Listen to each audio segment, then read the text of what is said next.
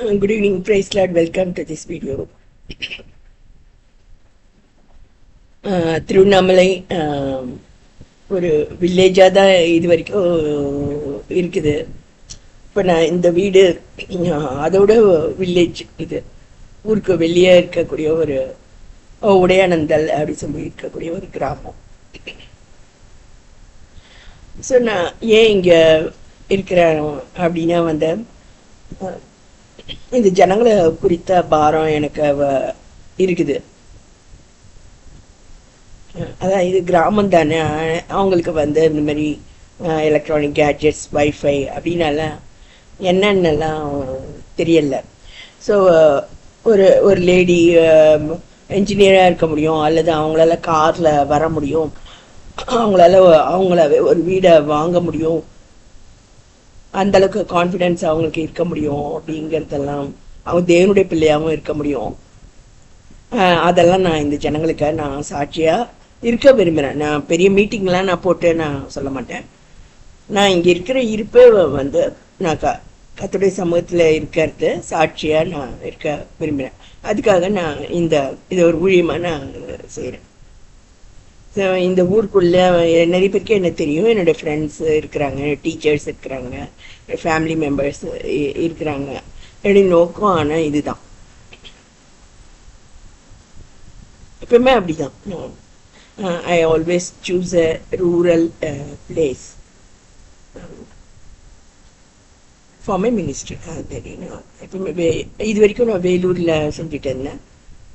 அதுக்கப்புறம் அதோட புவரான இந்த இடத்துக்கு நான் வந்திருக்கேன். பட் அந்த ட்ராக் ரெக்கார்டு ஜனங்க பார்க்கறதுனால மோஸ்ட்லி ஃப்ரெண்ட்ஸ் என்னை பற்றி பேசுகிறவங்க கொள்றவங்க அப்படி இருக்கிறதுனால ஓரளவுக்கு இப்போ பெட்டராக இருக்க சூழ்நிலைகள். ஸோ இந்த வீடியோவில் நான் என்ன சொல்ல விரும்புகிறேன்னா, இப்போ காலையில் ஒரு விஷயம் நடந்தது. நான் டிரைவரை வர சொல்லியிருந்தேன். காரில் நான் சர்ச்சுக்கு போகணும் அப்படின்ட்டு நான் சொல்லியிருந்தேன். ஆனால் அவர் வரல. ஸோ அதுக்காக நான் ஆத்திரப்படலை. நான் காலையிலே எழுந்து ரெடி ஆகிட்டேன். 5:30 ரெடி ஆகிட்டு உக்காந்துட்டு இருந்தேன்.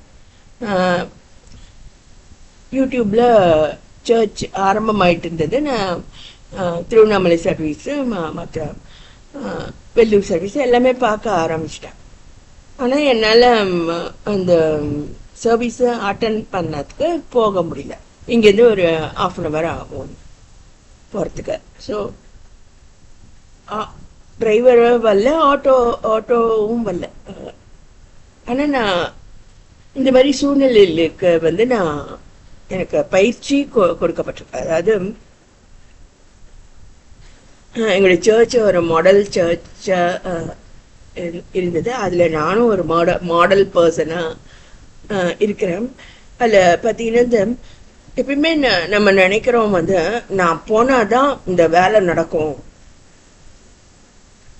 நான் இவ்வளோ பெரிய ஊழியக்காரி, நான் சர்ச் எல்டர், நான் போனாதான் இந்த வேலை முடியும் அப்படின்னு நான் நினச்சிருக்கேன். அதாவது நான் பிஇ படிக்கும்போது ஃபைனல் இயரில் ப்ராஜெக்ட்னு ஒன்று இருக்கும். அதுலேருந்து நாங்கள் முதல் அதாவது ஒரு பைனியர் ப்ராஜெக்டாக அது இருந்தது. ஸோ எப்பயுமே லேர்னிங் தான் என்னுடைய எய்ம். அது சில சமயம் நான் போனால் தான் இந்த ஒர்க்கு இன்னைக்கு முடியும் அப்படின்னு சொல்லிட்டு வேகமாக போவோம். ஆனால் என்னால் அதை சாதிக்கவே முடியல.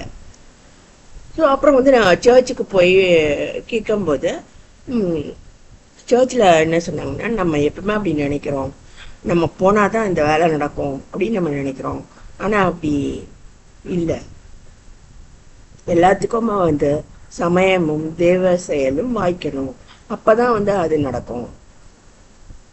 ஸோ வெற்றி, ஞானம், பயிற்சி எல்லாமே இந்த கர்த்தருக்கு கொடுக்கத்தானே தவிர நான் போனாதான் அது நடக்கும் அப்படின்னு நீங்கள் நினைக்காதீங்க அப்படின்ட்டு சர்ச்சில் சொன்னாங்க. ஏன்னா நான் தான் அப்படி நினச்சிட்டு ஃபெயிலியர் ஆகி நான் போயிட்டு இருந்தேன்.